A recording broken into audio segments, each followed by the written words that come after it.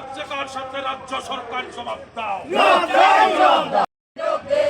আজকে 14 দফা দাবিতে গণডেপুটেশনে দলে দলে যোগ দেন। মিটার বাতিল করতে হবে।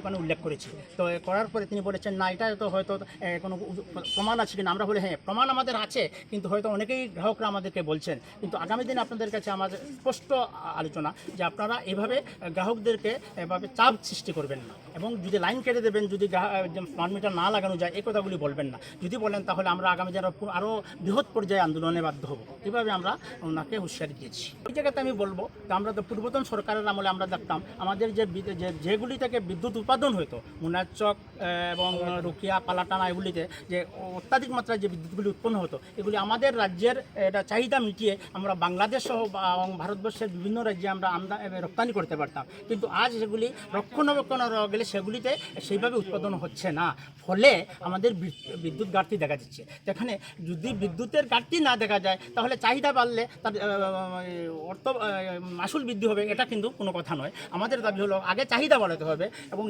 যেগুলি আছে আমাদের যে বিদ্যুৎ উৎপাদন কেন্দ্র সেগুলি সংস্কার করে ভালোভাবে সেগুলি আমাদের বিদ্যুৎ উৎপাদন করতে হবে। তখনই আমাদের এই চাহিদাগুলি মেটাবে। তখন মানুষের চাহিদা বাড়লেও উৎপাদন বৃদ্ধি হলে চাহিদা বাড়লেও কিন্তু বিদ্যুতের মূল্য বৃদ্ধি হবে না। আমরা সেই উদাহরণটা ওনার কাছে দিয়েছি।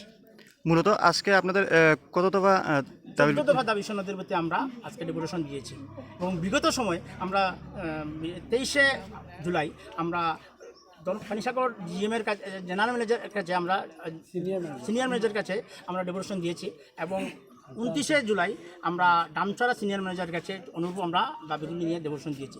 এবং এখন পর্যন্ত আমাদের দাবিগুলি যেহেতু পুরা এখনও শেষ হচ্ছে না, মানে কার্যকরী হচ্ছে না, ফলে তাই আমরা বৃহৎ পর্যায়ে আজকে ডিজিএমের কাছে আমরা ডেপুটেশন দিতে বাধ্য হয়েছি।